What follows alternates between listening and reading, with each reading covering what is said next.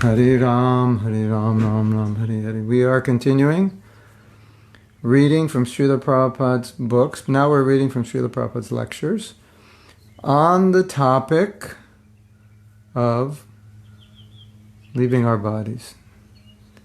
And we ended yesterday with a discussion about Sankaracharya, who chastised his disciples by saying, just chant the name of Govinda, just worship Govinda at the time of death. Don't be absorbed in thinking of Sanskrit.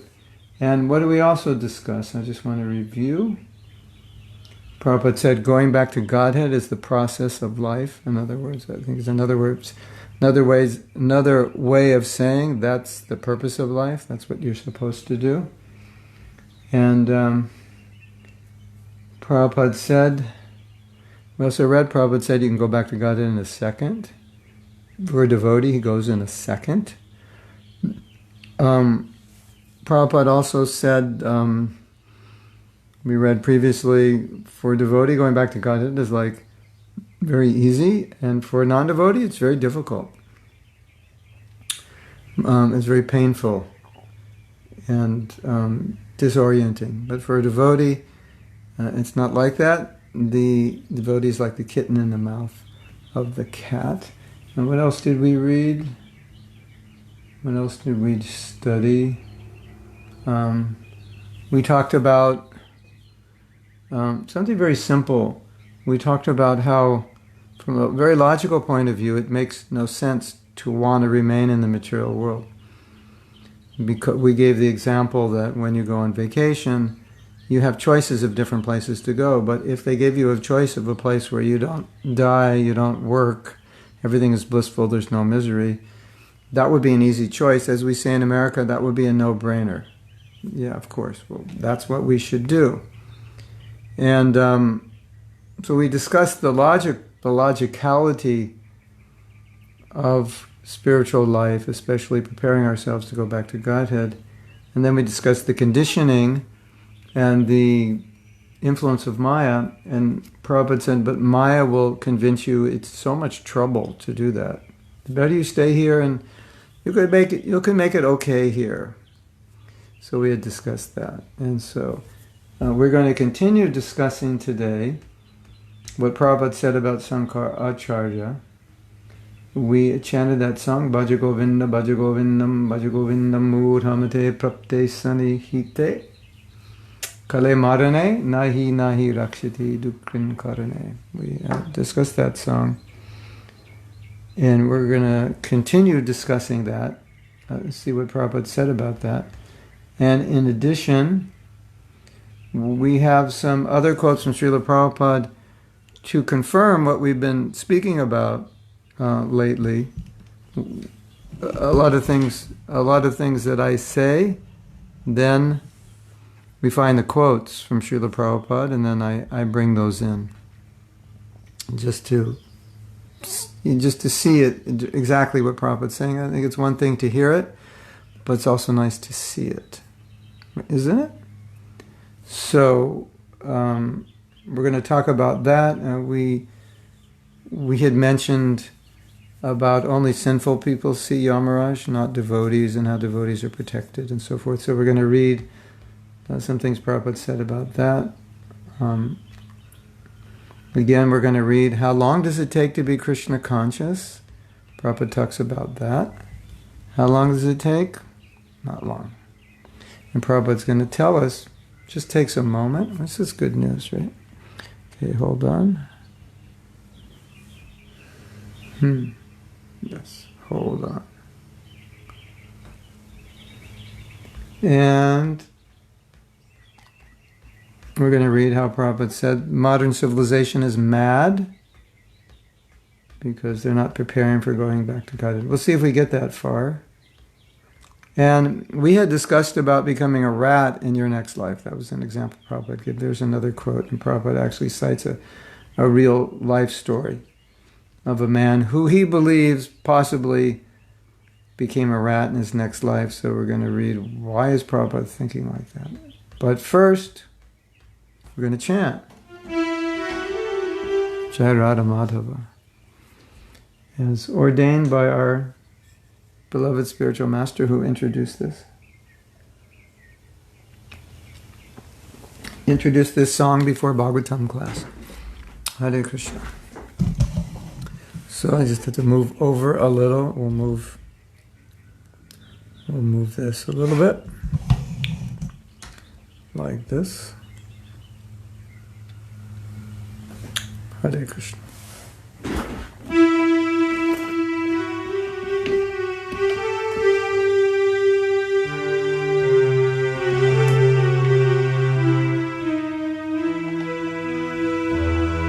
Radha Madhava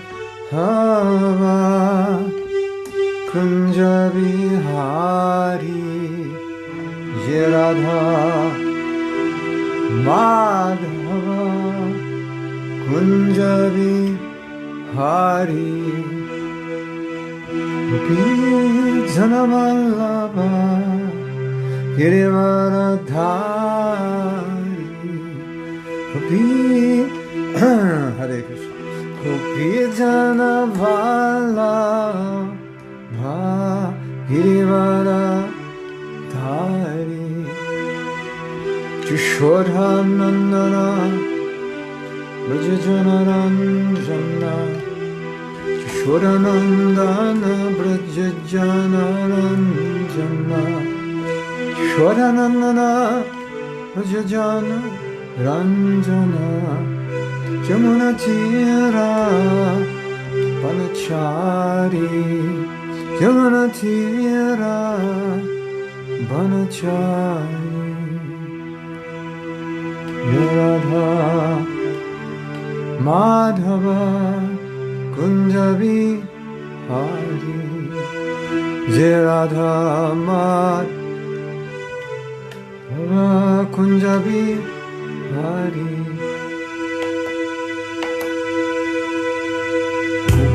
Jana Vallabha Girivaradhari Gopi Jana Vallabha Girivaradhari Shodhanandana Brajajana Ranjana Shodhanandana Brajajana Ranjana Shodhanandana Brajajana Ranjana Dasaranandana Brajajana Ranjana Jamuna Tira Banachari Jamuna Tira Banachari Radha Madhava Kunja Vihari Radha Madhava Kunja Vihari Jaya Radha Madhava Kunja Vihari Shri Radha Madhava Ki Jai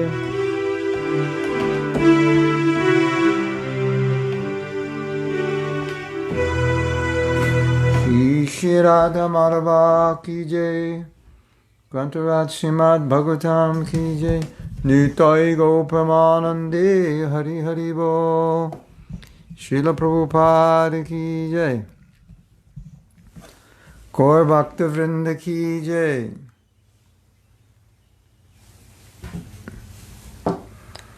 Om Namo Bhagavate Vasudevaya Om Namo Bhagavate Vasudevaya Om Namo Bhagavate Vasudevaya. So the idea that we're promoting here is you're all home, or most of you are home, so you have more time to hear, and that in temples, when you live in a temple, every day there's class. So Prabhupada established that we should hear every day. That's what he wanted. So that was the idea of this class, that every day we get to hear. And even if we're hearing the same thing, it gives us a chance for that same message to go in. So we keep hearing daily, Nityam Bhagavata Sevaya. That's the idea, is that we should hear every day. So that's what we're doing. And some things we're hearing over and over again, but it's gonna register. You're not gonna forget. So we had left off yesterday discussing this song by Sankaracharya. Bhajago. Remember we chanted that song?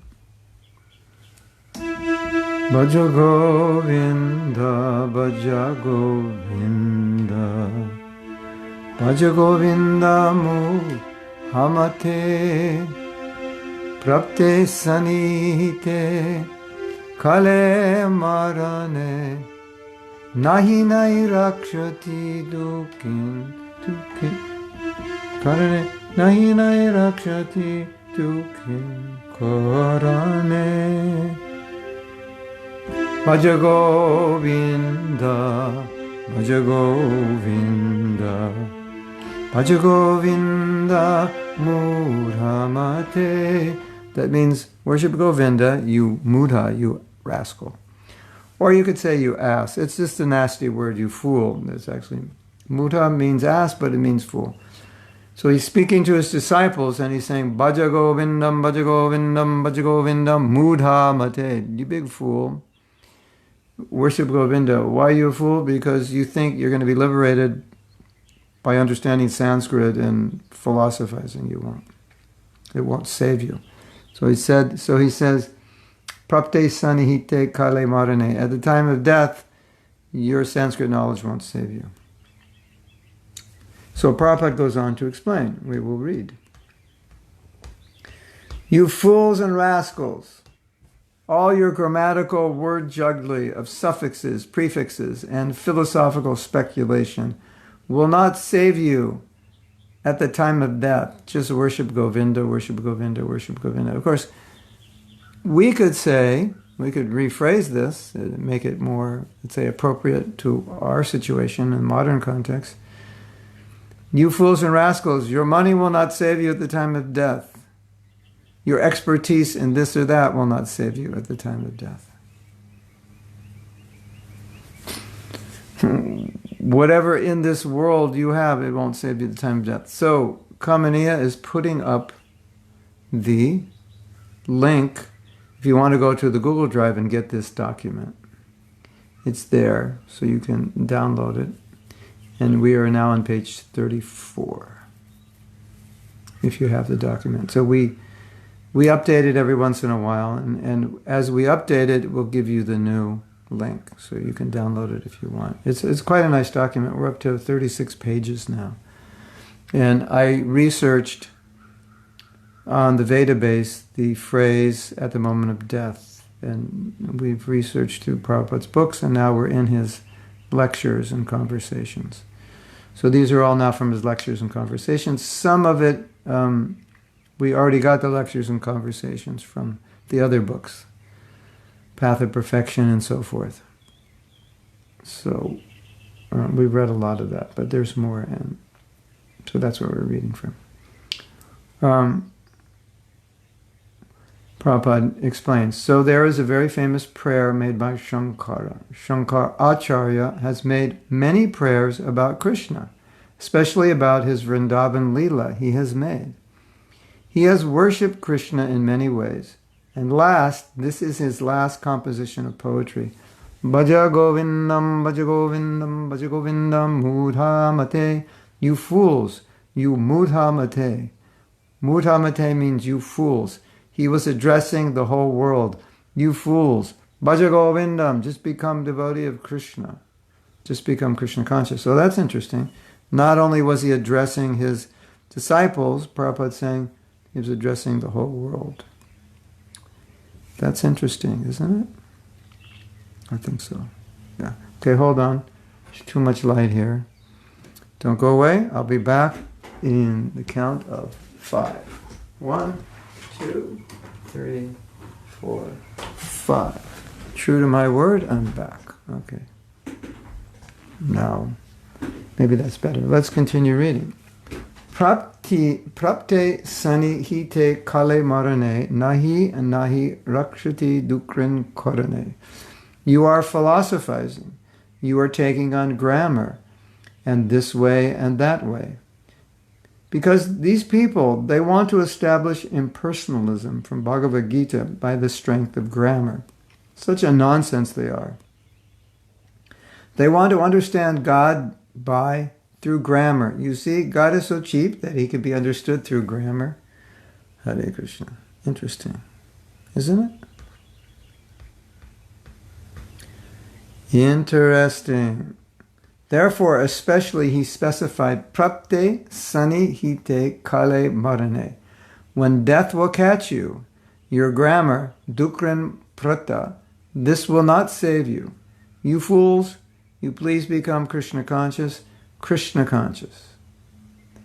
That was the instruction of Shankar Acharya. And he has especially mentioned Bhagavad Gita and Ganges water. He especially mentions a little quantity of Ganges water and a little study of Bhagavad Gita will save you from many dangerous positions. So, Prabhupada said, you can never repay your spiritual master. No matter how hard you try, you can't repay him, so you spend your whole life trying. Now, why am I saying this from reading this? Because when you meet your spiritual master, everything he's giving you is saving you. One time Prabhupada said, Lord Chaitanya is saving you.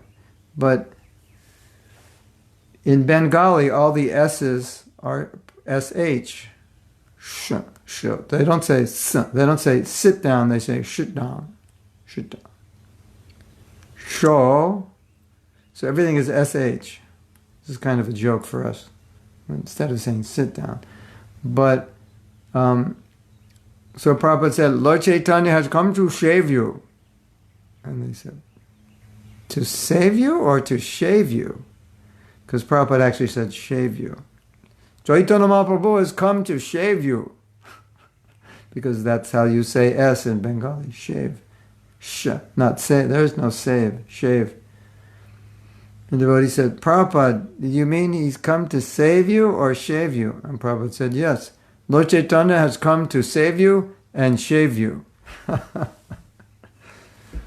So, whatever the spiritual master is giving you is saving you.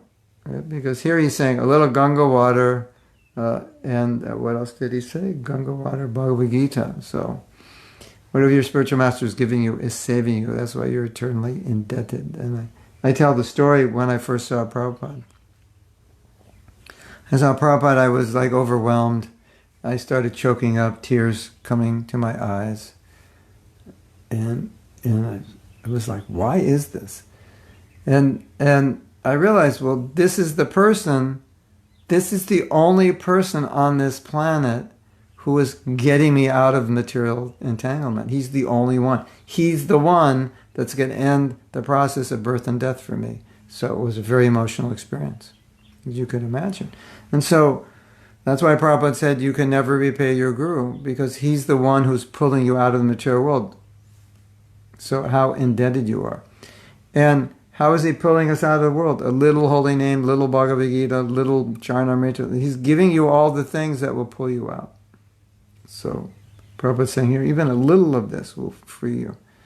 What to speak, Prabhupada gave us 80 volumes, or unlimited deities, and so many things. How we can ever repay? We can't. So Prabhupada said, you can never repay, so you're eternally indebted, so you just keep trying to repay your entire life or many lifetimes. This is lemon, water, lemons, fresh lemons, water, cayenne, and maple. And just in case you're interested, you could actually live on this for like a month. No food, just this. You would get enough nutrition to live on. I lived on it for 10 days once.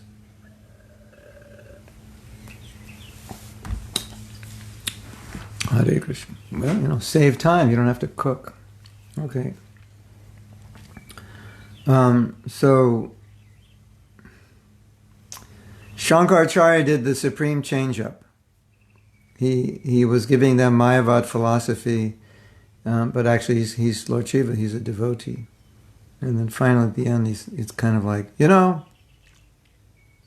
all this I gave you, it's useless. It's not going to save you at death. And so, get with the program. It's Krishna. That's the program, not impersonal Brahman.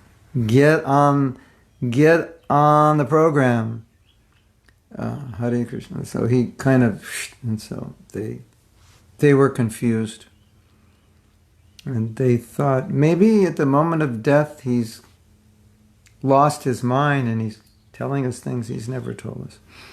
There's a story. It's an interesting story. It happened a few times with Prabhupada. The master cleanse, for a month. Don't eat for a while and you understand what eating's all about. You stop doing anything, you understand what it's about. Just like people say, what about eating? I say, just stop it. You won't understand what it means. I can't explain it. Just stop it and you'll understand how it affects you mentally and physically. What about celibacy? I don't understand it. Just do it. You'll understand it by doing it. But I don't know if I can do it. Well, just do it for a day. It'll be the happiest day of your life. You won't be in anxiety about the opposite sex for one day. So,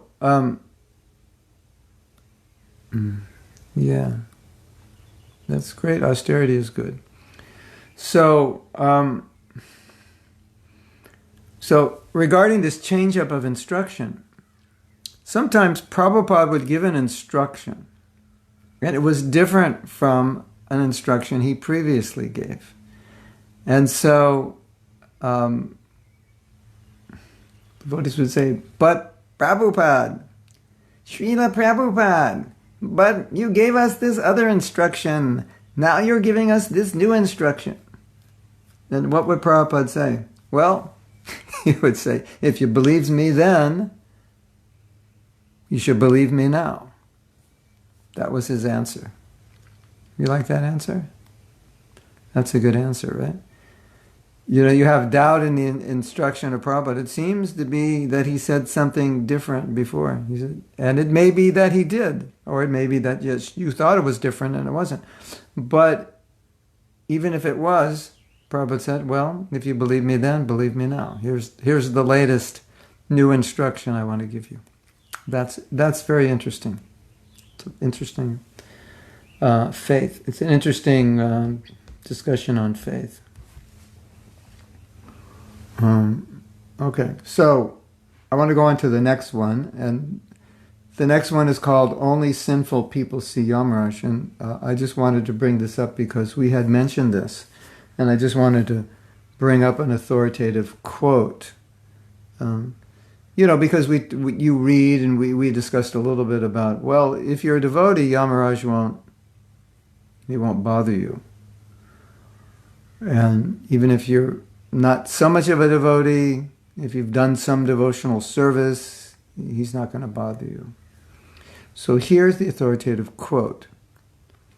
And unfortunately, I don't know where it's from. I forgot to put some of the references. Now, he again says that, quote, those who are attracted to devotional service of Krishna, even to a very little extent, for them, na te yaman pasha britaschatad batan shrapnepi pasyantihi chirna nishkritaha. This is a Bhagavatam lecture. And this is a Bhagavatam verse. They do not even dream the Yamaraj, meaning of Yamaraj, or his constables. Those who've done a little devotional service, they do not even dream of Yamaraj. It's just like Yamaraj is not part of their life. That's good, right? If Yamaraj is not part of your life, that's good. If he's part of your life, that's not good. And you distribute books and you go, hey, there's this, the Grim Reaper, you see these pictures of taken away at death and said, would you like not to be part of that scene? Well, good. Here's the mantra. If you chant this mantra, those guys will not bother you. So Prabhupada says, because at the time of death, those who are very sinful, they are taken away to Yamaraj's place. So we made this point before. Prabhupada's saying not everyone is going to Yamaraj. He doesn't have to take care of everybody. It's only those who are very sinful. Like the police don't have to take care of everybody. Sometimes you're speeding, they'll stop you and you go, you're going too fast here, this is a warning next time. But if you're going very, very fast, okay, here's a ticket. So people who are a little sinful, that's one thing. But very, very sinful, they deal with Yamaraj, of course. That you may ask, well, what is the difference between a little sinful and very sinful? Well, the answer to that is just follow the 4 principles and you'll be good. Because at the time of death, those who are very sinful, they are taken away to Yamaraj's place. That's a fact. Not only that, even in dream, he does not see them, because that little service to Krishna has made him free from all sinful contamination. The very word is used, chirna nishkritaha. Okay. Then, okay, yes. So, that I just wanted to put that up there because we talked about it, and there's the Prabhupada explaining it. So we can think in terms of preachers, in terms of outreach, that if we give people the holy name, we give them prasadam, we give them Srila Prabhupada's books, that means they're on their way. They're not going to be dealing with Yamaraj. I don't know if you want to tell them that. I was just joking, but if there's a proper context, you can say, that there's a lot of bad karma we create, and if you chant, it removes that. It's very powerful. If you read this book, even reading this book will remove that karma. That's interesting, right? Read a book and it removes karma. That's what's being said here. You read a little Bhagavad Gita, because in the end of the Gita, Krishna says, anyone who reads this book is worshipping me by his intelligence. So if they read Bhagavad Gita, they're worshipping Krishna. Even if they see a picture of Krishna, take prasadam. It's so, we want to see results. We want to bring people to Krishna. We want to see them doing sadhana. We want to see them coming back. But this is not going to happen for everyone. But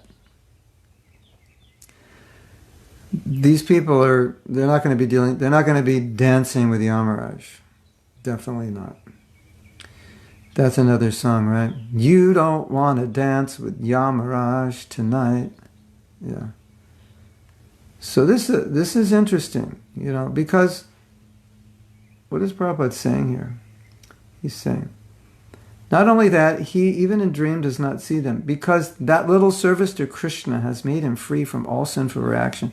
So all these sins, you can't even count them. Just unlimited numbers of sins. Think about that. Unlimited numbers of sins. And Hare Krishna, where'd they go? They just flew away like there's a bunch of birds and you run after them and they fly away. Now meditate on that. That's amazing. And all those sins they would have to suffer for. They don't have to suffer for now because they engaged in devotional service. That's amazing. Kamaniya. That's jai-worthy. That is totally jai-worthy. You meditate on that. That's amazing, right? And so that's what we're giving people, that ability, by coming in contact with us. So it's powerful.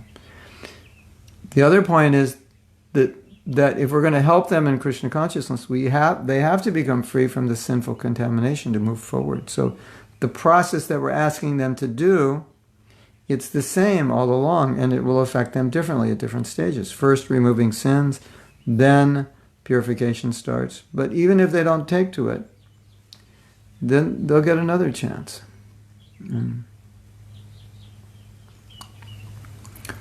So it means that a devotee or person who chanted the holy name will never end up in hell.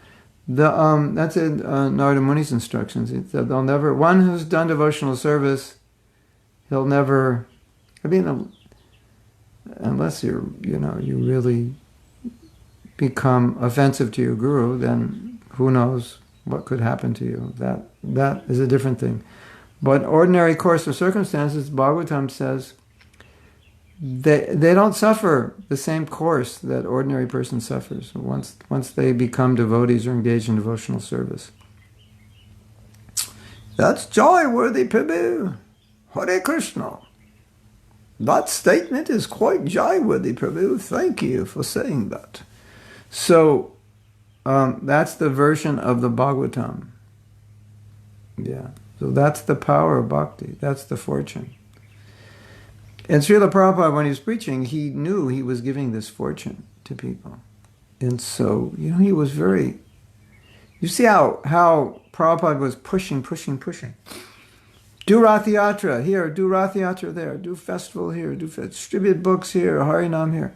Just get it out there.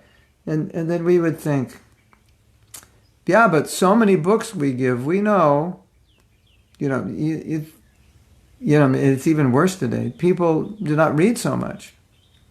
Even back then, before smartphones and mobile devices, people weren't reading so much. In some countries, they were reading more. I went to South Africa in 1980, and people were reading a lot. The bookstores were very crowded. It was very easy to distribute books there. Practically everyone would take a book and say, oh, this looks interesting, I'll read it.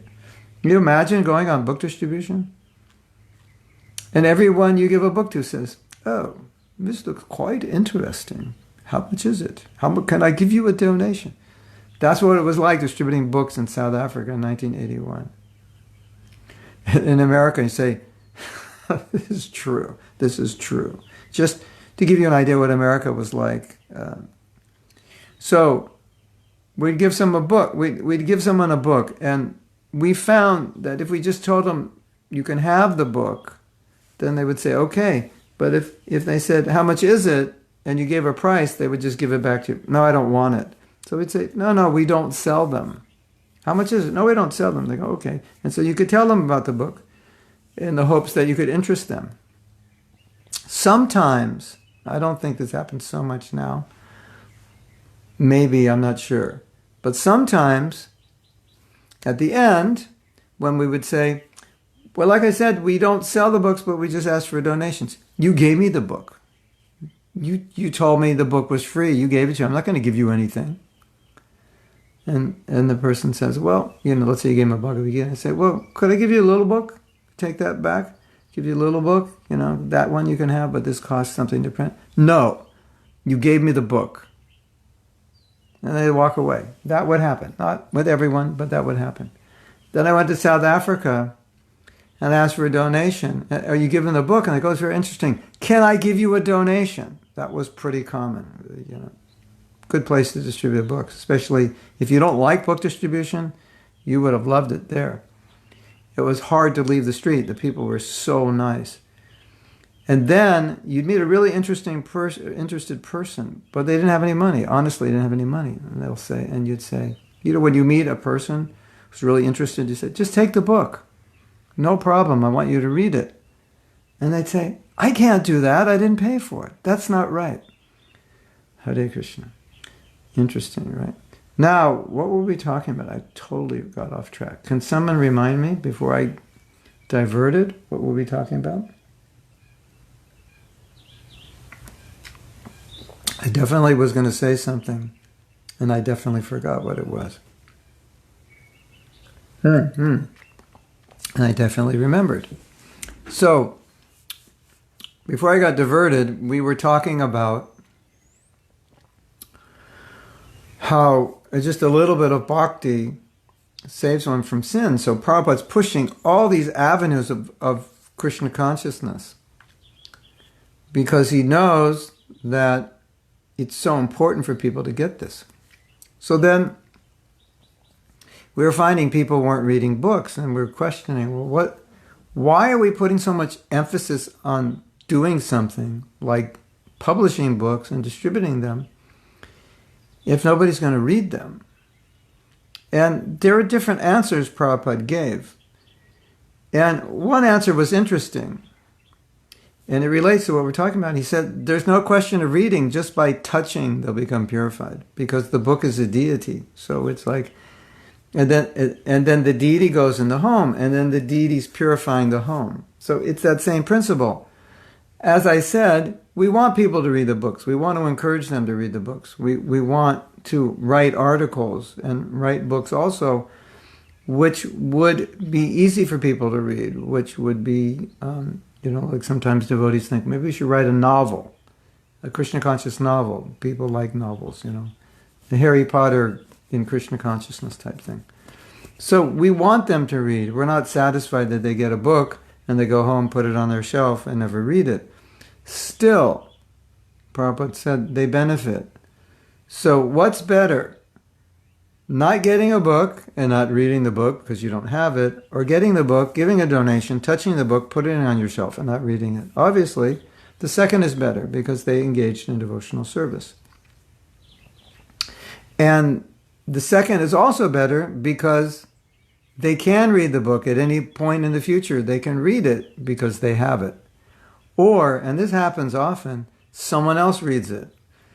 Do you know that often we find people becoming devotees who say, well, in 1976, my mother got this book, but she never read it. And, when I turned 18, she gave it to me because she saw I was interested in India.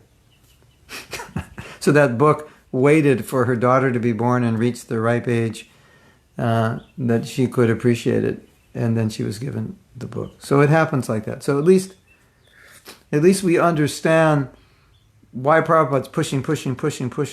Get everyone to hear the holy name, take prasadam, and so forth, because everyone will be benefited. And all these people will go on in their devotional service. So just like in Poland, they have a summer festival, and they do Harinam during the day, and then people come. Few hundred people or more will come and hear the holy name and take prasadam. So most likely, Krishna Karshani, 20, 30, 40 years, there's going to be a lot more people becoming devotees in Poland, maybe than anywhere. Maybe it's going to be a shift from India and Russia, where everyone's joining. Maybe it's going to be Poland. Of course, you say, they take birth in India because they're pious or they did devotional activity. That may be. But this is just my prediction based on philosophy that this could happen. Okay, now I have a testimonial from Kamaniya. My husband found a book from Srila Prabhupada on his shelf and had no idea how it got there. That was nearly 30 years ago. It didn't take long till he was shaved up in the temple. But Chaitanya saved him and shaved him, and he didn't know how the book got there. I know how it got there. It had legs. It walked there.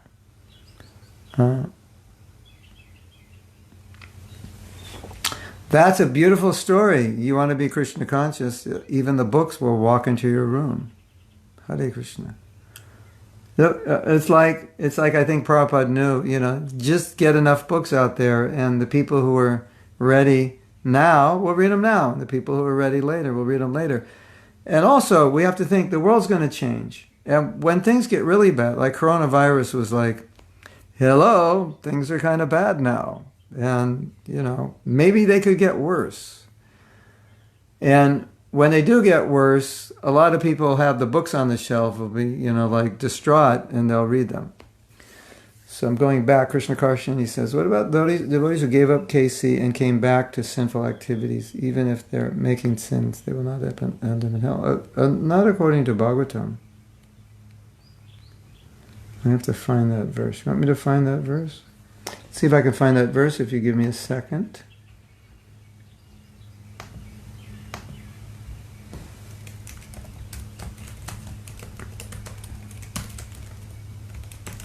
I'm trying to remember exactly what Prabhupada said. If I remember it exactly, then we can find it. I'm not sure. Hold on. No. 5th chapter, 1st canto. I could keep talking and go through it. I think it's actually worth me looking for it, if you're just patient. So, the verse, Sapyapyasya dharma trayate mahato bhayat,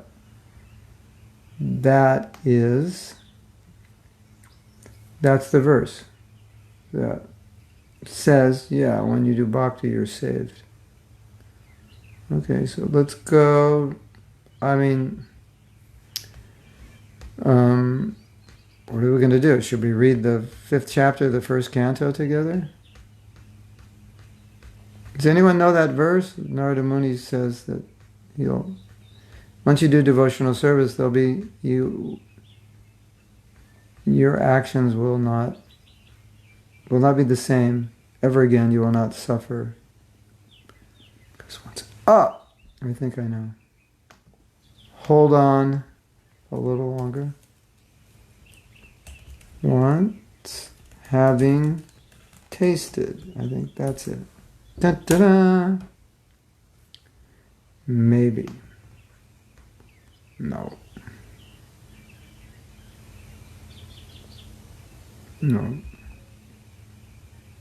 Anyway, it says that he can never forget Krishna once he's tasted Krishna consciousness, and he won't suffer like an ordinary person. So that's the Shastra. I don't want to waste your time any longer, but maybe we can find that tomorrow, or maybe somebody could look at that. The verse is something like, once becoming a devotee, even if he leaves or commits sin, he does not suffer like an ordinary person, because once having experienced or tasted the nectar of Krishna consciousness, he cannot forget. So you have two principles. He can't forget, and he's not going to suffer. So that's the idea. That's good news, right? Isn't it? And so, like if you have a loved one who's leaving their body, and you just try to give them as much transcendental sound and prasadam and Chanamrita and all these things. Okay. Do you remember the girl who participated in your japa retreat we had in Poland last November? She said she read a Bhagavad Gita her mother brought 25 years earlier. It seems the Gita was waiting 25 years. Yeah, so I guess that's the girl I was referring to. 25 years on the shelf for this girl to read. Amazing and super jai-worthy. Such stories are inspiring. That story gets 5 points for being jai-worthy. Okay. Yeah, that's a jai-worthy story. It's jai-worthy, in case you don't know what it means worthy of getting a jai. That one got 5 jais. Because that was especially jai-worthy. Hare Krishna. But you once mentioned a story, Bhaktisiddhanta disciple did get into hell and he saved the disciple. Yeah, that's a special story. Well, but it still makes the point. He didn't stay in hell for long. This disciple, I think, he totally rejected everything. I mean, I'm not Yamaraj, so I can't call the shots, but in this case, this disciple he rejected everything, and he became like the second Ajamil, basically. And Srila Bhaktisiddhanta came and saved him. So, but I think it ultimately makes that point, that he didn't suffer. He didn't suffer from the Yamadutas, because the Yamadutas had come. He was in the court of Yamaraj. And Yamaraj is looking over the record, and it's just so sinful. And Yamaraj said, did you do anything good in your life? Because all I see is sins. It's like you're going to court. Okay, what's he in for? Stole a car, molested a woman, robbed a bank, just down the list. And the judge says, have you done anything good in your life? So it was kind of like that. And then he said, yeah, I was a disciple of Bhaktisiddhanta. And it was like, oh, that changes the whole game. Everything changed. So I think it reinforces this point. He was sinful, and he was so sinful that the Yamadutas didn't even, there were so many sins they didn't see on the list where he was a devotee and did anything good. And so they had to ask him because there were so many sins to go through. Did you do anything good? I don't see anything on the list. Yeah, I was a disciple of Bhaktisiddhanta. Oh, then everything changed. And Bhaktisiddhanta appeared and said, I'm going to let you live. He was supposed to die. I'm going to let you live. And now only for bhakti. Nice story, huh? So I think it supports that. Vijay Lakshmi says, Prabhupada said that even little bhakti will not go to waste. You can be born as a devotee. Shalpam apyasya dharmasya trayate mahatobharat. Even a little bhakti will save you from the greatest fear, and the greatest fear is not the coronavirus. The greatest fear is taking birth again in the material world. That's the one Prabhupada says, it will save you from the greatest fear. The greatest fear is taking birth again. Of course, most people aren't afraid of that, but they should be. That's the greatest loss. Hare Krishna. Someday, I hope someday the digital world can get real time, because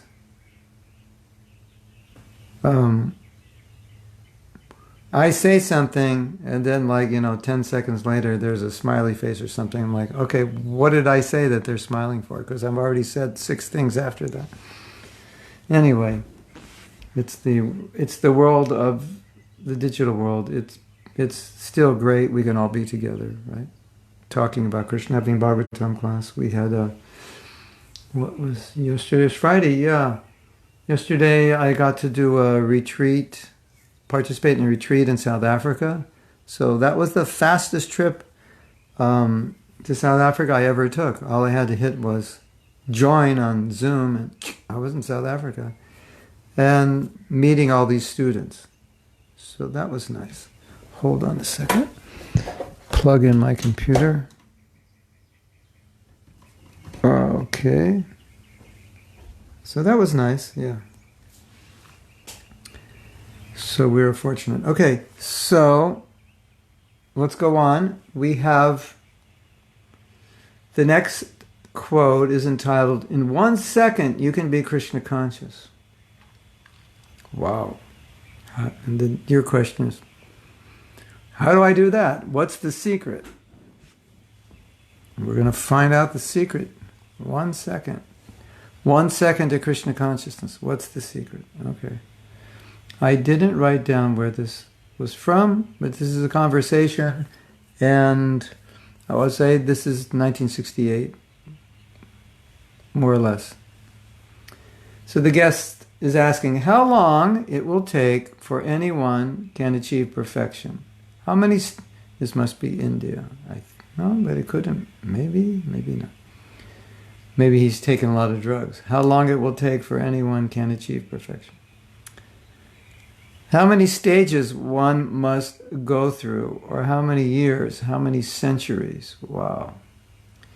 I think he's taken a few somethings. This must be in New York or somewhere. Prabhupada, no. There is no such stereotype rules that you have to do it for so many years.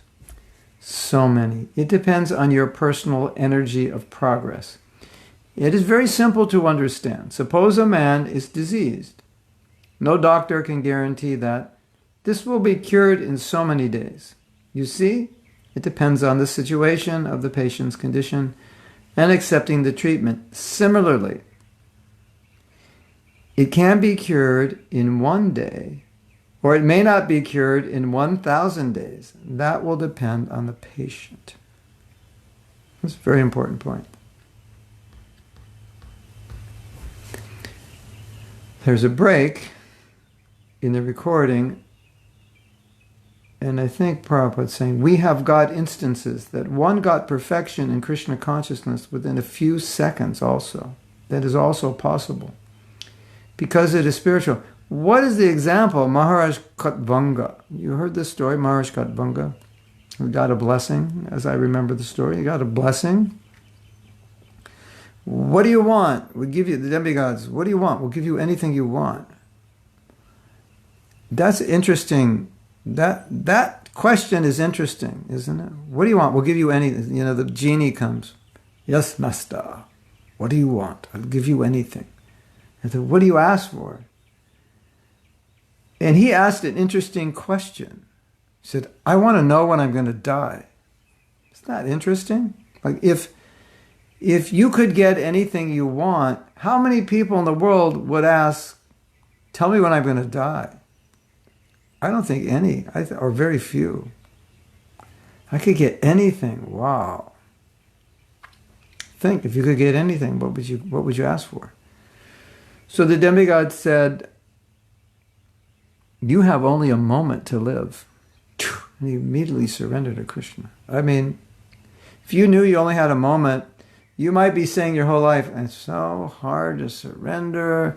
I just can't do it. I'm so fallen. I'm so conditioned. It's so hard. I'm so lazy. I don't like to chant. I've been so sinful. You have your whole, we say surrender, then, surrender triggers like a whole myriad of excuses sometimes, doesn't it? Surrender, Prabhu, and then it's like, I just hit the button, 108 excuses. Maybe we should write a book, 108 excuses for not surrendering. The 10 best excuses for not surrendering. Of course, if you look at the title of the book, you'd think, well, why would I not want to surrender? Why would I want to read a book like that? Why would I want the excuses? And then you'd think, I already have 10 good excuses. I don't need 10 more, right? But isn't it interesting? Demigods, we will give you anything you want. All right, some effects. Yes. What do you want, Maharaj? I want to know when I will die. You have one moment to live. Immediately surrendered. So, if we knew we had one moment to live, probably we would surrender also. And then Krishna is saying, yeah, but I don't know that I have 1 minute to live. Yeah, if I knew I had 1 minute to live, yeah, I'd probably surrender, yeah, that's true. But I don't know I have 1 minute to live, and I think that I'm going to live to be, another 40 years or something, so I can take my time. So I know how she thinks. And she was probably writing that while I was saying that, so now you can delete that comment, Krishna Karshini, because I already said it. But that's not the point. That's not the point. The point Prabhupada's making is that you can do it, and it depends on you. And Maharaj Katvanga did it. That's an example. So let's read on, and I'll answer your question. It's an interesting discussion. I also was with Prabhupada when this question was asked, but I'll save that story till I finish. So Prabhupada says, we'll read over again. We have got instances that one got perfection in Krishna consciousness within a few seconds also. That is also possible because it is spiritual. It does not depend on any material rules and regulations. It depends on my seriousness. Just like in Bhagavad Gita, you have got instruction by Lord Krishna. Sarva dhamman purityaja mam ekam sharanam braja aham tam sarva papebhyo mukishami. Mukshayishami mashutya. Prabhupada said mukishami. That's Bengali pronunciation. Abandon all varieties of religion and just surrender unto me. I shall deliver you from all sinful reaction. Do not fear. Did you ever hear that CD? I sang in English. I sang these songs in English.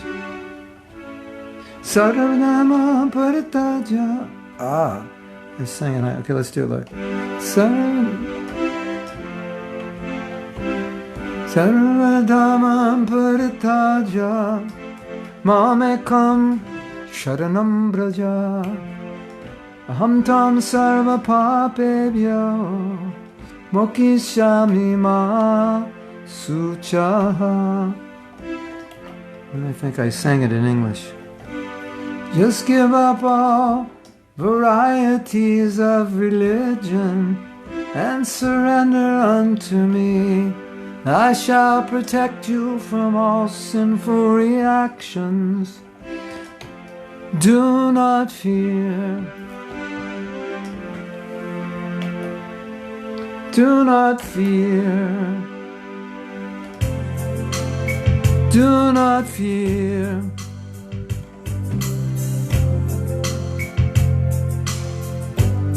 Just give up all religion and surrender unto me,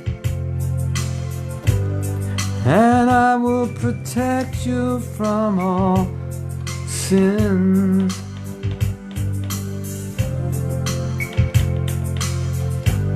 And I will protect you from all sins.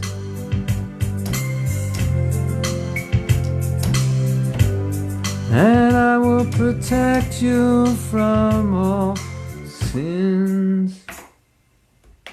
Any of you heard that before? It's on, it's on Everything Mahatma, but it's also on Mahatma's music. And I was chanting Gita verses. I used to do that in public, that melody. Sing them in English and sing them in Sanskrit. I like that. So it's on there. I don't know the name of the song, probably Gita verses. I like singing in English, mainly for the reason that people understand what I'm saying. And if I just do Sanskrit, is beautiful, of course, purifying. But it's also nice that they understand. Okay, so, my dear Arjuna, you just surrender unto me, and I take charge of you and make you free from all reaction of your past activities. So if we seriously surrender to God or Krishna, then immediately our desire is fulfilled. Immediately.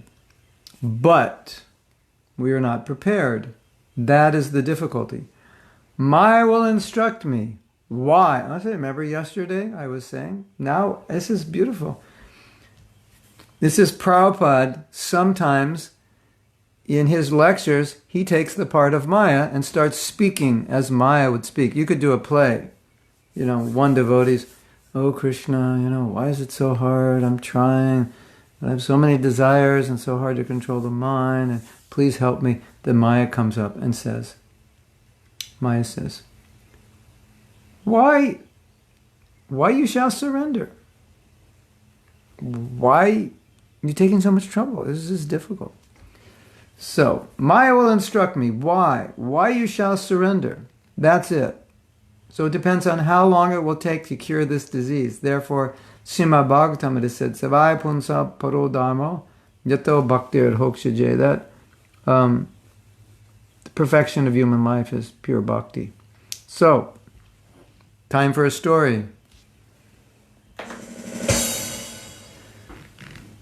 I was with Srila Prabhupada. I had the great fortune to be in Los Angeles, the place of my birth. Prabhupada was there. It was very special. Prabhupada spent so much time.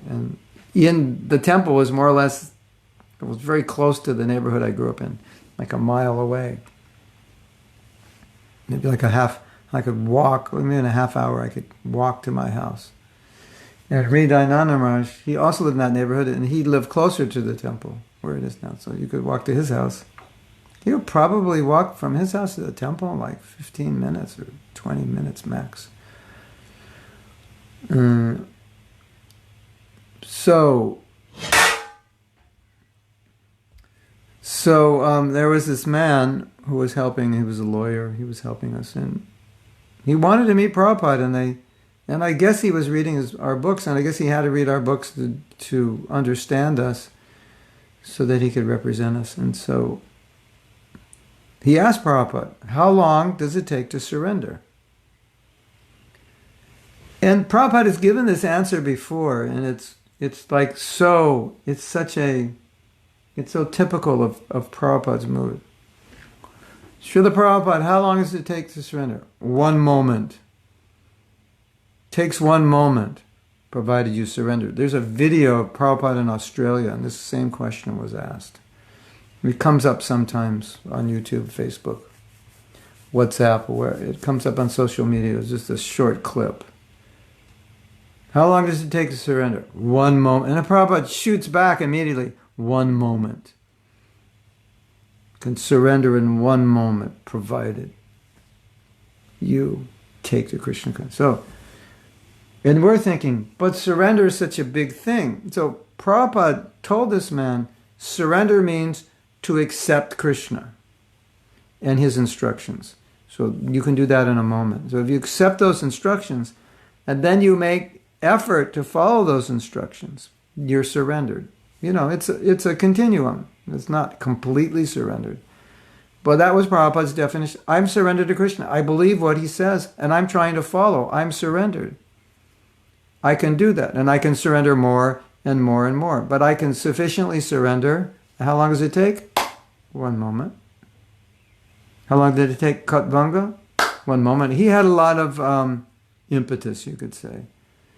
It was the right situation, you know. He didn't really have a choice at that point. So he did it. And so we can do it also in a moment. That's Prabhupada's point. So we'll go back to your comments, questions.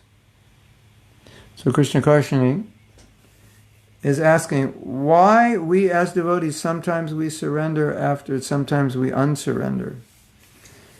The modes of nature are affecting us. And I would rephrase that, and I'll ask another question. Why is it that sometimes someone is really healthy and strong and sometimes they're not?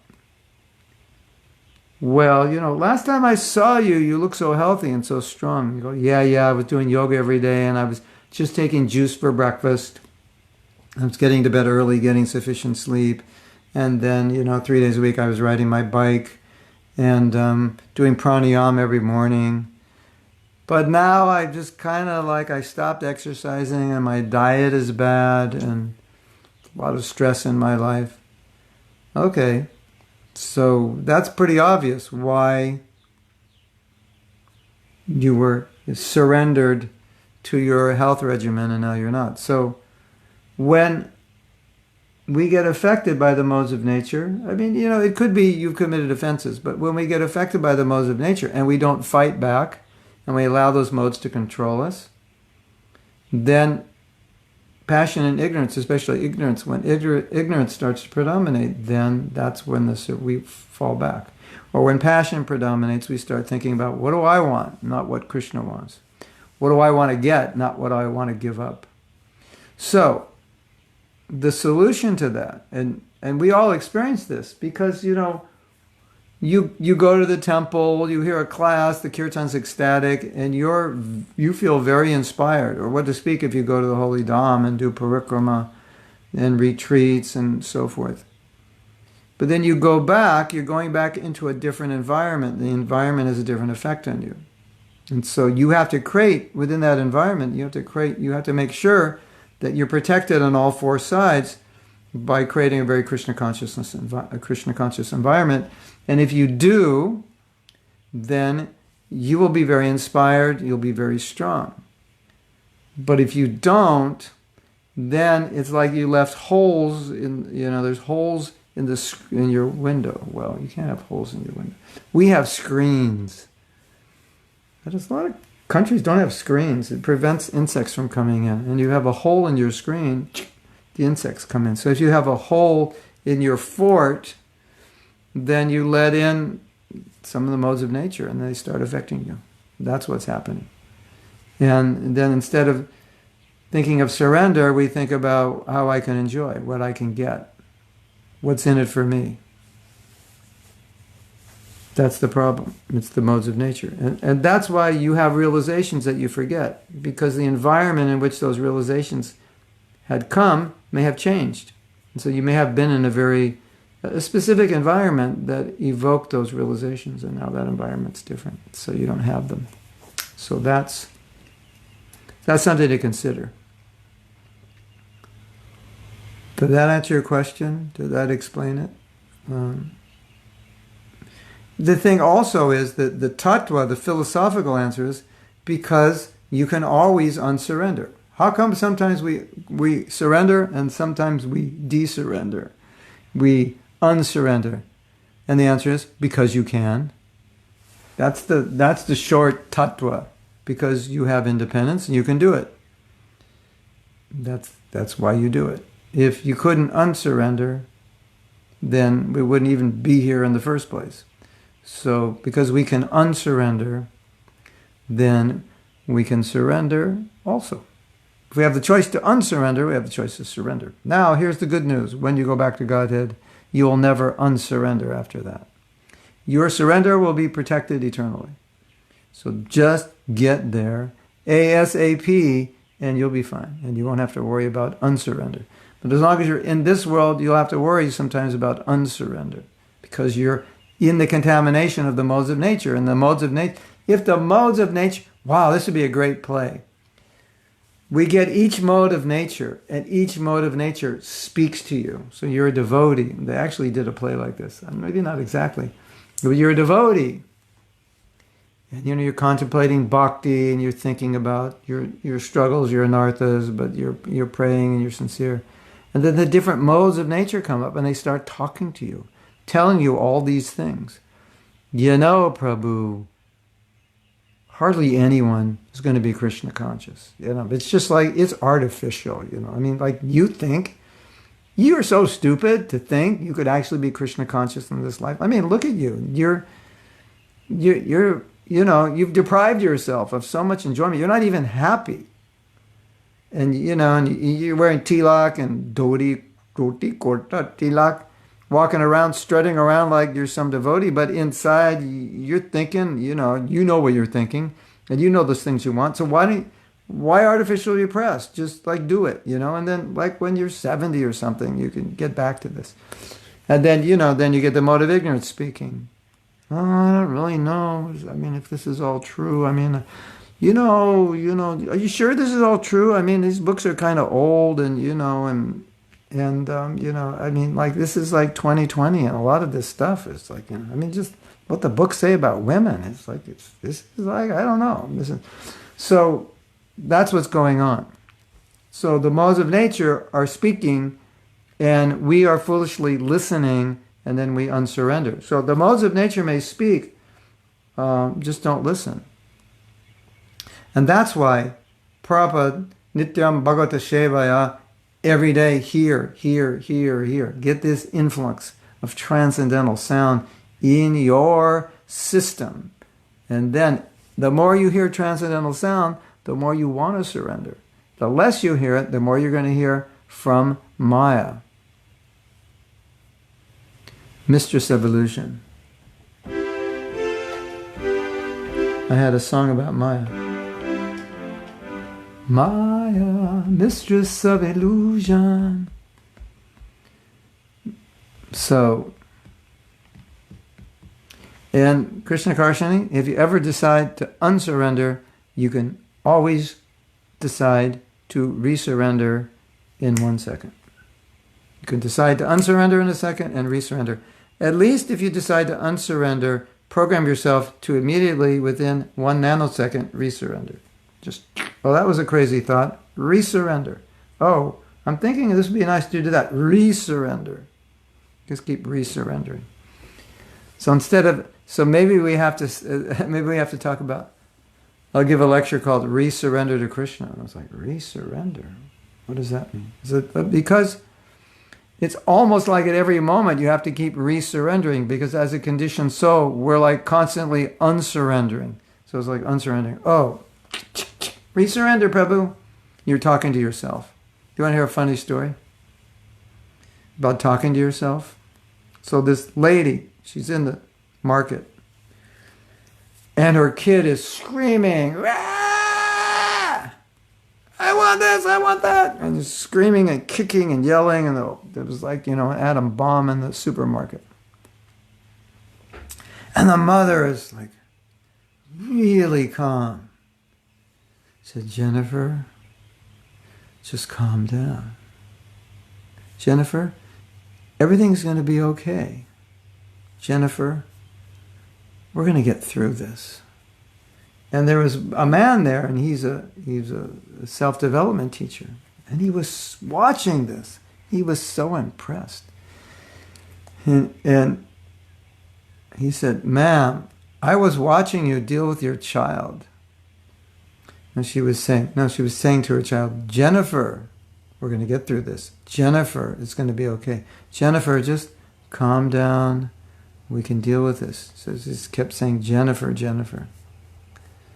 So he's saying, I was just so impressed how you were dealing with your daughter, Jennifer. She said, "My daughter's not Jennifer. I'm Jennifer."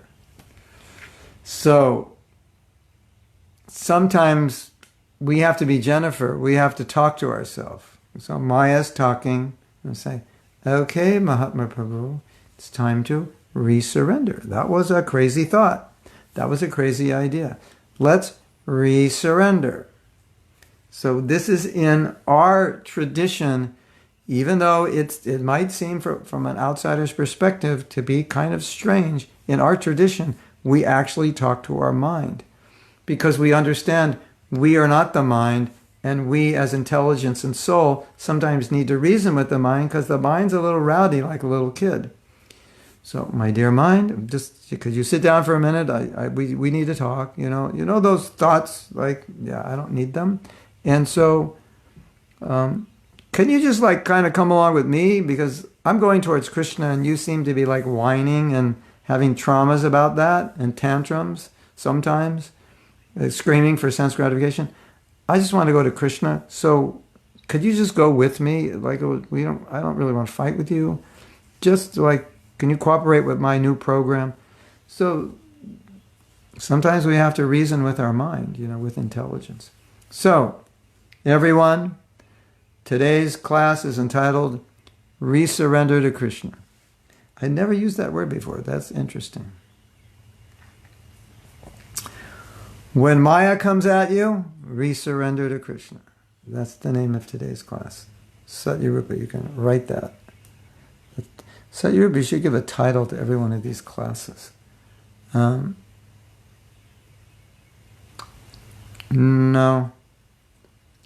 Kamaniya, you're fine. So, Krishna Karshani says, "My point is that it seems that the process of surrendering may not be constant on our level.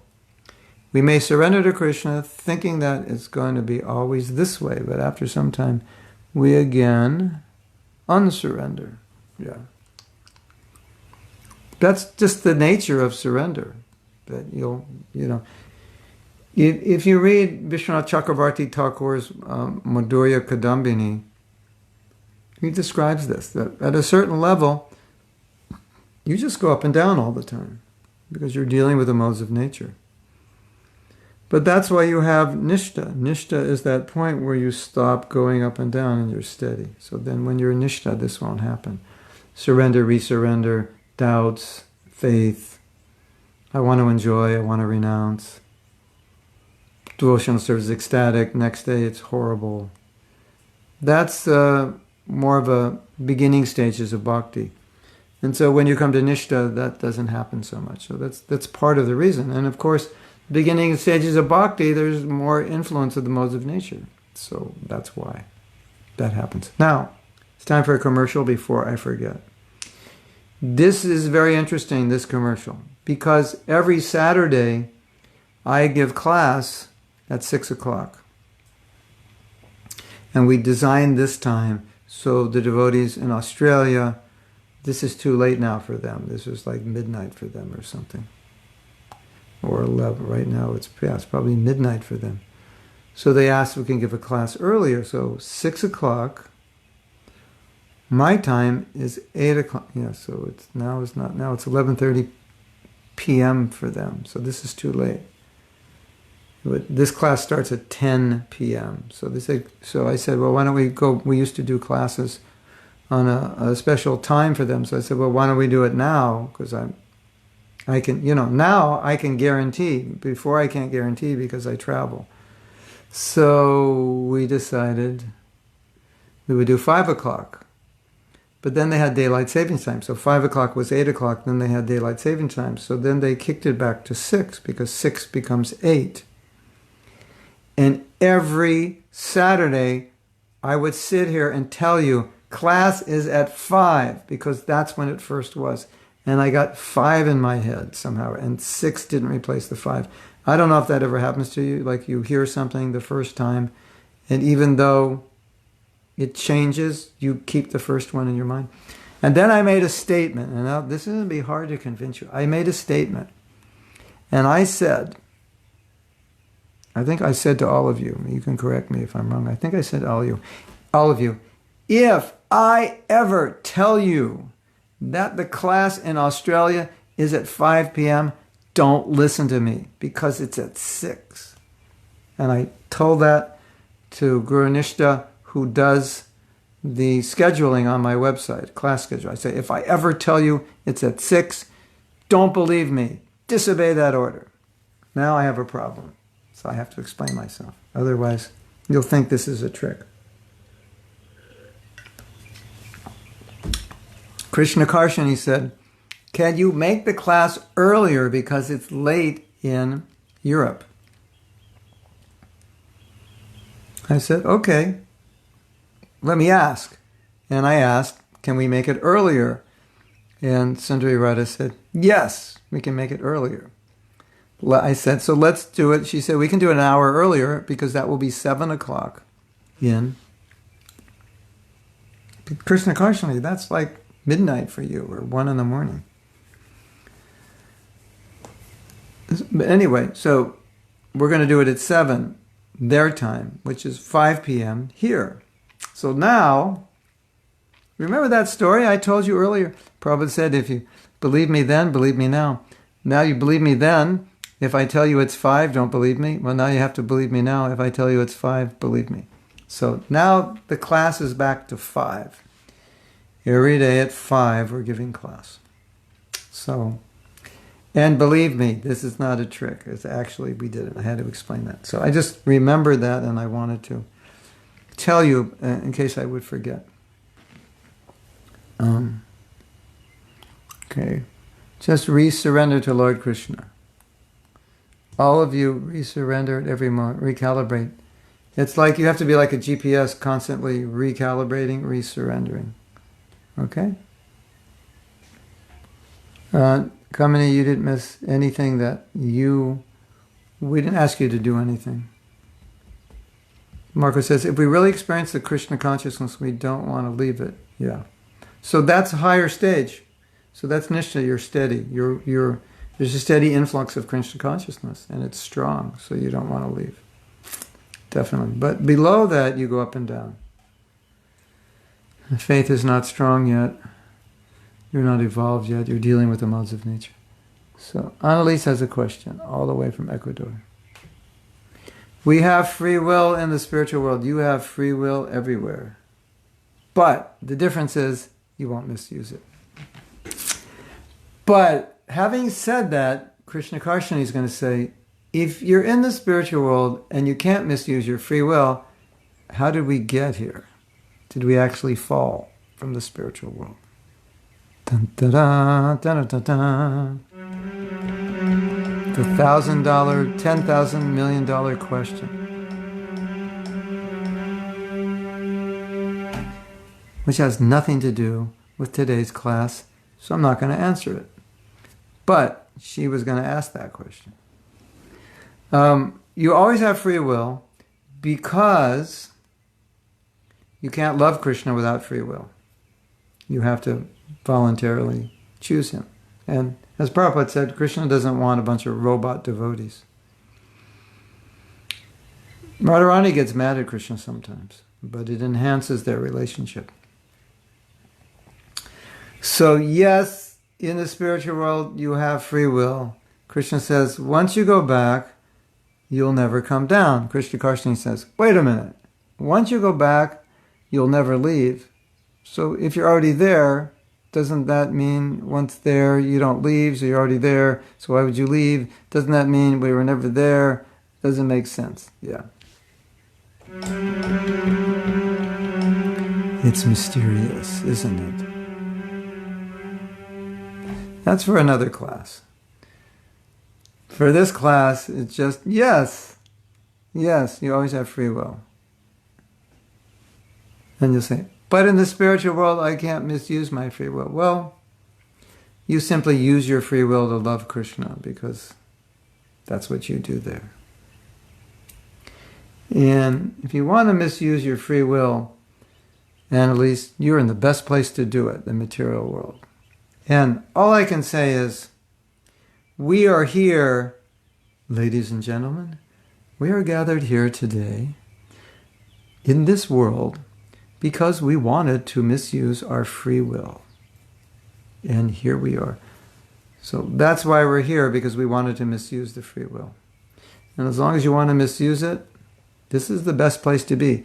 As long as you want to misuse your free will, you definitely don't want to go to spiritual world because they won't let you in. You can't even get in. Don't even try. Until you come to the point where you don't want to misuse your free will, you're not going to get there. You just won't get in. You can't get in. This is the place. If you want to misuse your free will, you are in the right place. And if you don't want to misuse your free will, then this is also the right place for going back to Godhead. This is the best place.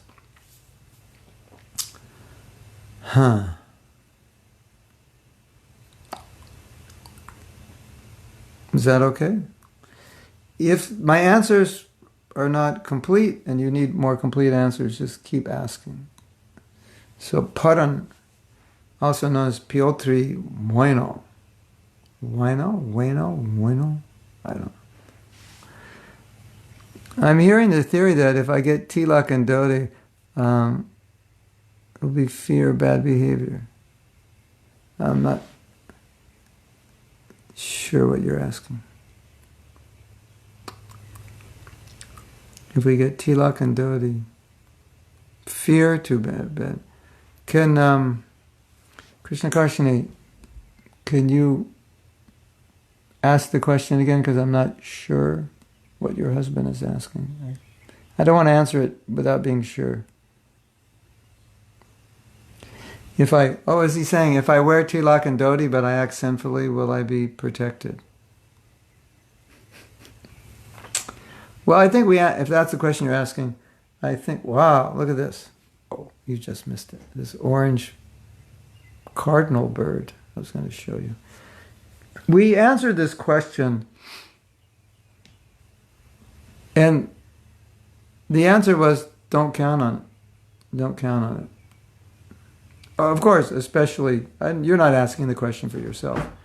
But for a devotee, of course, we're not going to think what's the least we can do and go back to Godhead. But, yeah. When Shastra says, when Yamaraj sees someone wearing tilak and dhoti, it means they're devotees, not just some Halloween costume. Be a new thing on the internet. Hey, we found this Shastra that if you wear this marking and these clothes, when you die, then you go back to Godhead. So, everyone in the hospital is saying, you have tilak, you have dhoti, I want tilak and dhoti. It becomes a new fad, Not like that. And then we say, all you Krishna West devotees, I feel so bad for you because you're not going to die with tilak and dhoti. You're going to die with a shirt and blue jeans and water tilak. And Yamaduta is going to miss you. They're going to just walk in your room and they go, oh, okay, here you are. It's not a devotee. Doesn't look like a devotee. It's not like that. Exactly. But it means that the Yamaduta see, oh, here's a devotee. So, hopefully, I would think they could understand who is a devotee and who isn't. So, yeah.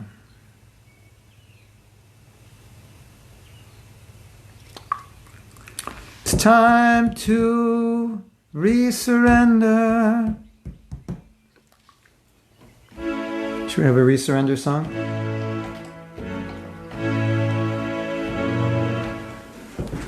Resurrender.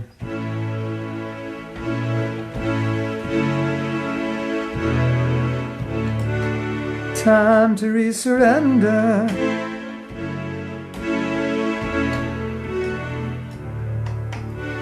Time to resurrender.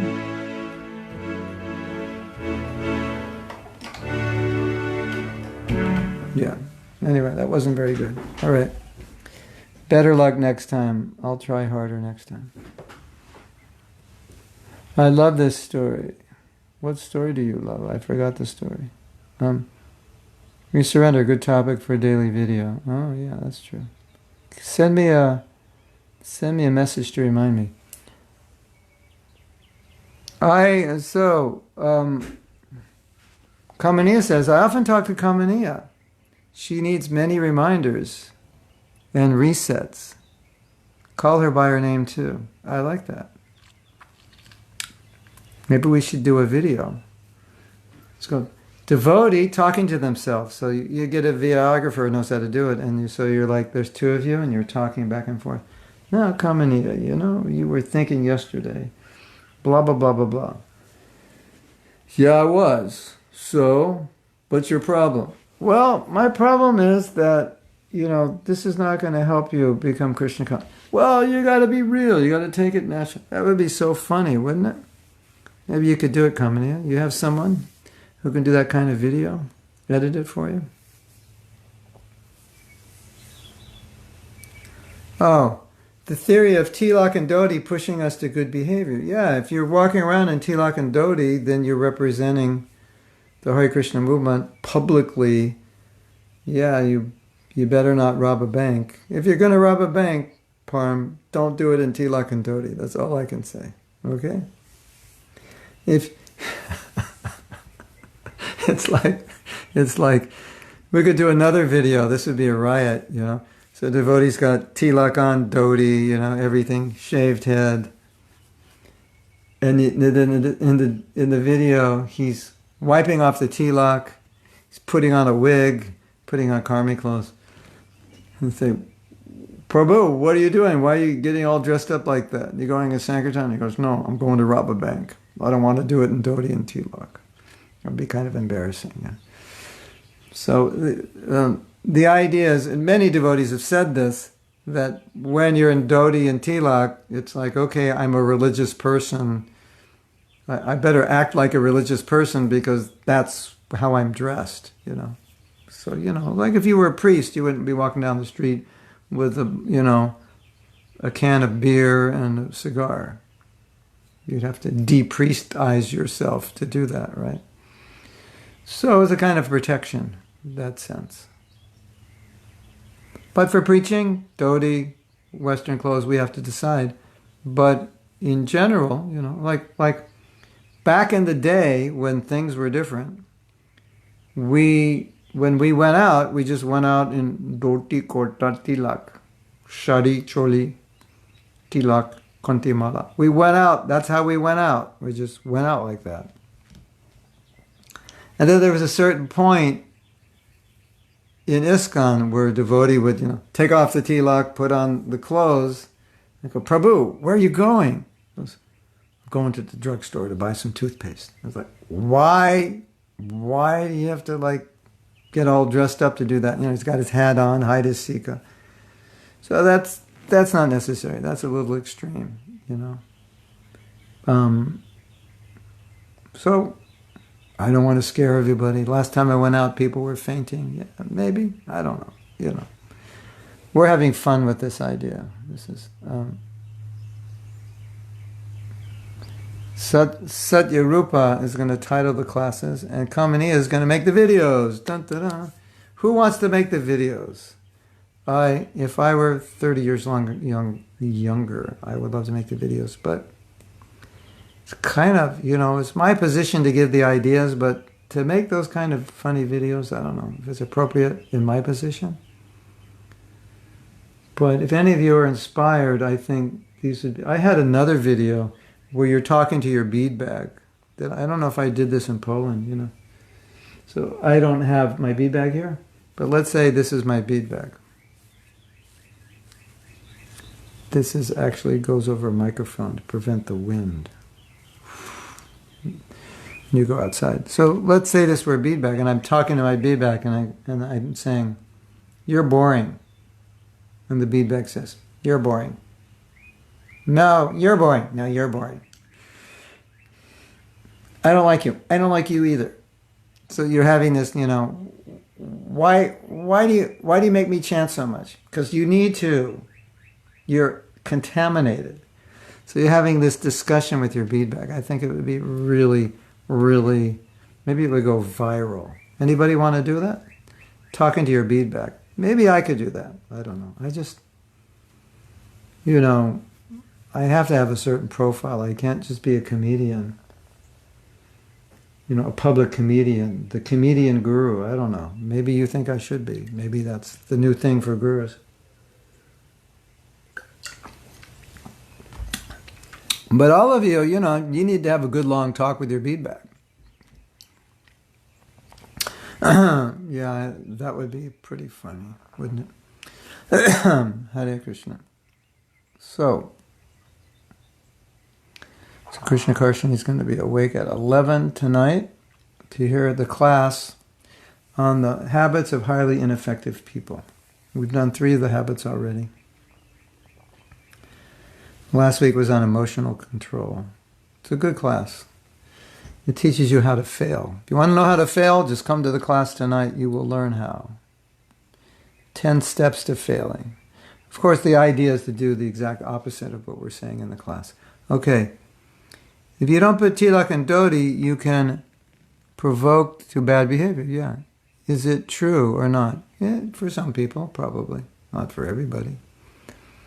But definitely, if you're walking down the street in dhoti and a kurta, you're probably less inclined to mess around because it would get in the papers, Hare Krishna devotee steals candy bar from the local grocery store. So, Paran Ananda, if you're going to go out and steal a candy bar, don't wear dhoti and tilak. Do it in regular clothes. That's my answer to you. Hare Krishna. Forgot your question. Okay, Vijay Lakshmi had a question. I thought it was just a comment. We're going back to find Vijay Lakshmi. Dun, dun, dun. I trust Lord Krishna. I have faith in Him. Is this surrender? If not, then what is surrender? Yeah, that's surrender. That's the beginning of surrender. The definition of surrender given in Chaitanya Charitamrita is accept what's favorable, reject what's unfavorable. Krishna is always your protector. Krishna is your maintainer. Humility and self-surrender. Those are the 6 stages of surrender. But in this conversation that Prabhupada had, he said if you accept Krishna, you have faith in His words, that's surrender. You have faith in the words of the spiritual master, you have faith in the words of Prabhupada, and you follow those, then you're surrendered. Well, what does it mean to be surrendered? Otherwise, who are you surrendered to? You have to surrender to someone. You got to serve somebody. Bob Dylan said, be the devil or the Lord, but you got to serve somebody. So you have to surrender to somebody. Maya or Krishna, you have to surrender. That's the idea. You're going to surrender to someone. So then you ask yourself, am I surrendered to Krishna? Am I surrendered to Maya? Maybe 50-50, 90-10, maybe 100% 0. So that's how you understand. Surrender is just a normal part of life. We're going to surrender to something. And then Marco said, if you really have a taste, you won't want to leave. Okay. So, resurrender to Krishna. That's the title, Satyarupa. And maybe a daily video. Constantly resurrendering, recalibrating. Okay, we're going down. So Satyarupa is going to title the classes. This is what's happening. Satyarupa is going to title the classes. One of you is going to start a t-shirt business, and one of you are going to make videos from all these classes. That's the conclusion. Okay. Unfortunately, I have to miss tomorrow's class, but I will be back Monday. Anuradha is trying to find someone to fill in for me. Okay. But if someone reading this is now available, who wants to volunteer? It's just basically she puts up whatever I'm reading. She has the document, she copies it and puts it up. So if anyone wants to volunteer for that service. I don't want free will. I prefer Krishna to force me to surrender. You know how Krishna forces you to surrender? Because you pray and you say, Krishna, force me to surrender. I just want to surrender. Do whatever is favorable for me. Anything I need to do, help me. Then you have free will, but that's Krishna will help you in that way.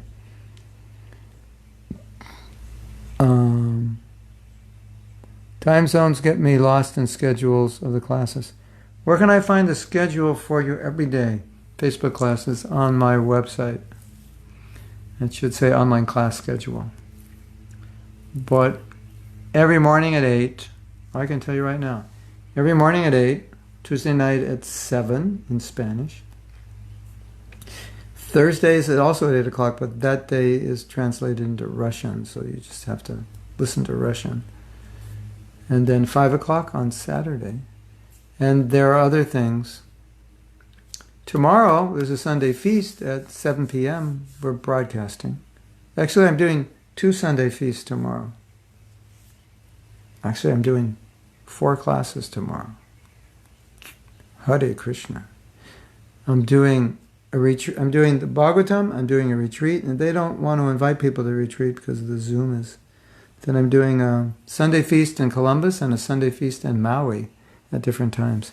So that all should be on my website under online class schedule. It's supposed to be there. Husband means if we have tilak and dhoti, we will be afraid to behave in not in proper way in public because, yes, exactly. If you're going to steal a candy bar, make sure you're wearing a hat and no one sees your sika. When Kunagrai Maharaj, sometimes, he'd be in a car and the devotees who would do something like stupid in the car and people would look at them and he'd say, cover your sikas. Don't let anybody know you're a devotee because we just did something really stupid. Or you'd have this old car, you're riding, and you go, cover your sikas. Don't let them know we're such losers as devotees. We don't want to give them a bad impression, Or maybe we should call this class, if you want to steal a candy bar, don't wear your dhoti and tilak. Krishna Karshani says, if this lockdown will continue too long, my husband will have to rob the bank because we'll be soon totally broke. Maybe my husband is asking because he's preparing himself. No. What I think your husband could do is he could teach people guitar online. And then he could get money that way. And he never has to go out. And he likes to play guitar. Well, you think that, Parm, start giving guitar lessons online. I want to make the videos, but I need an extra body, which would bring its own set of problems. Well, put the desire out there, and maybe someone will help you. I think there's a way to do it. You just talk. You do your one part, blah blah blah blah blah blah blah.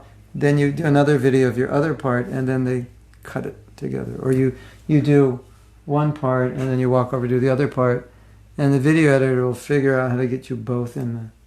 I don't know. You have to talk to them before they do it. I could find out because I have a devotee that edits video. So Satyarupa is going to do the titles. Who's going to do the T-shirt company? Genevieve Harrison once shared with me that a friend of hers told her that she hugs her bead bag at least once a day. This has really stuck with me. So when we're like, then we're talking to the bead bag. But forgive me for saying that. I really want to love you. Yeah, I want to love you too. But, you have to make an effort. Okay, I'm going to try harder. I mean, I really like chanting. I mean, it's actually my favorite activity, but sometimes it's hard. I know it's hard sometimes, for conditioned soul. But keep trying. Okay. and hug the beadbag. That's the video. Hare Krishna. That is nice. Okay. After class, I want you all, this is an order from Mahatma Das to all of you. You must embrace your beadbag after class. Order from the Supreme Court. Hare Krishna. Krishna from Anastasia. The surrender is external or internal? Should there be the external surrender? Well, I think if you ask this question to Prabhupada, he would say, if there's internal surrender, there's external surrender. There shouldn't be just external without internal, but external, by Anastasia, I say, I love you, Anastasia. I love you. You're my favorite. I love, and then I never do anything. It's like, what's he talking about? He says he loves me. Your husband says, I love you. You're the best thing, And you don't even have a house. He doesn't even provide food. Like, what kind of love is that? So yes, if it surrenders there, it'll manifest. Hare Krishna. Nastya, is surrender to Krishna manifested outward signs? Yes. Yes, both.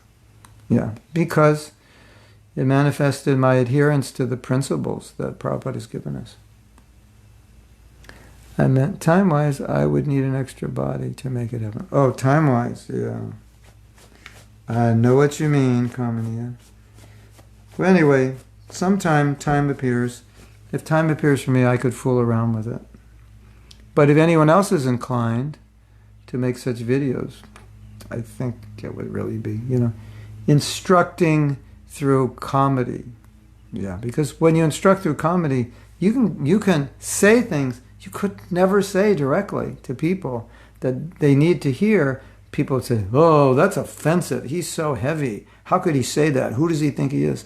You say it in comedy, everyone's like, oh, that's me. That's so funny. I'm exactly like that. So it's such a good way.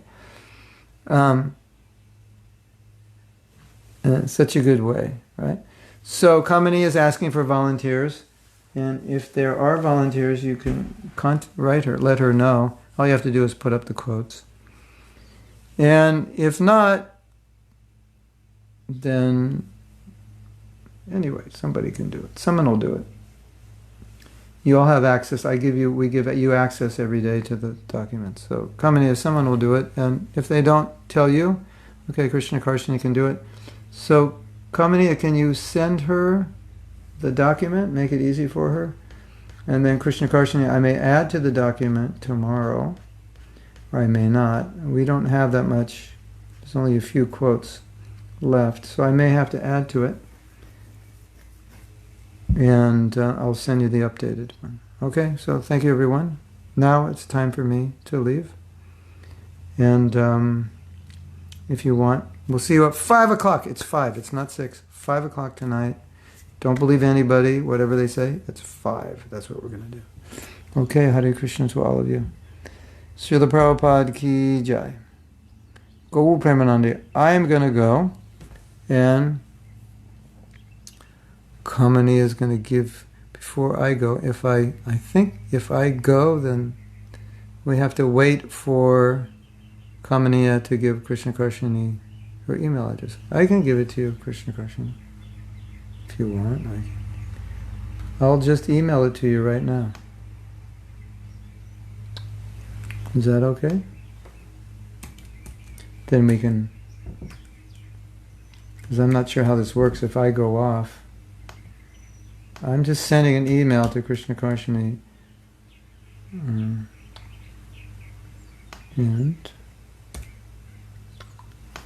it has your, see who's faster, me or her. Okay. So,